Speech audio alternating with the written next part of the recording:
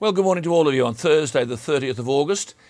There's something seriously wrong, isn't there, with the system of justice which allows the killers of Janine Balding to be able to set foot in the High Court, to try and have their sentences reduced, just set foot in the joint. That's what's happening to one of them. Well, why? Well, he wants to marry. He met the woman during a Bible group visit to the prison, and we're told that psychiatric reports filed with the court say he's become ruled by rigid religious beliefs and he cries every day for Janine Balding. And he's told a psychiatrist he wants to apologise to the Balding family, but Janine's mother isn't interested. Well, that might be all well and good. The fact is, the murder of Janine Balding was so repugnant as to almost be unrepeatable in its detail. Two killers were sentenced to life in jail in 1990 by Mr Justice Newman for their involvement in the rape and murder of the 20-year-old Sydney bank teller. Janine was forced into a car at knife point at Sutherland railway station south of Sydney, brutally raped and then drowned in a dam at Minchinbury, west of Sydney. Mr Justice Newman said at the time, and I quote, "So grave is the nature of this case that I recommend that none of the prisoners in this matter should ever be released."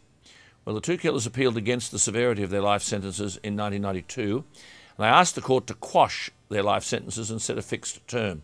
The majority decision of Mr Justice Spiegelman and the Chief Justice and Brother Judge Roderick Howie refused them both leave to reopen the appeal.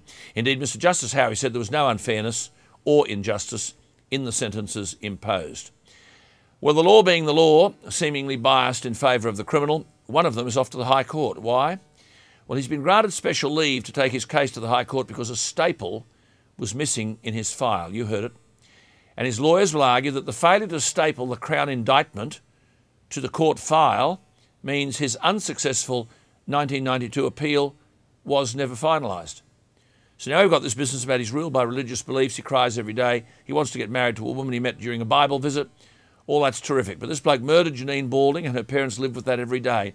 Yet because of a technicality, a staple missing in the court file, even though the court heard the ponderous news that there were staple holes at the top of the corner of the indictment, so perhaps it was once stapled, no matter. This fellow's now off to the High Court because a staple was missing from his file. No surprises there.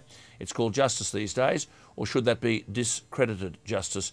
As one person wrote, if Janine Balding were to have been killed in identical circumstances last Friday, the general community would be calling for the reintroduction of the death penalty. That's how bad the crime was. How do the system of justice and the rule of law so regularly get out of step with the wider community? And those who sponsor both such a system of justice and the rule of law surely owe a grovelling apology to the Balding family, who now have to revisit this all over again. Or they may yet be saved, because in a rare move, the Attorneys General, Federal, Queensland and New South Wales are seeking to intervene in next week's High Court appeal. They'll argue there are laws which stop judges from exercising discretion to vary sentences. They've now joined the New South Wales DPP in opposing the appeal, arguing that these two have not suffered a miscarriage of justice, that the court can only hear fresh evidence in exceptional circumstances, and this is not one of them. If Mr Justice Newman said in 1990 that this was one of the most barbaric murders ever committed and they should be jailed for life, that should be it, and the technicalities should be tossed out. I'm Alan Jones.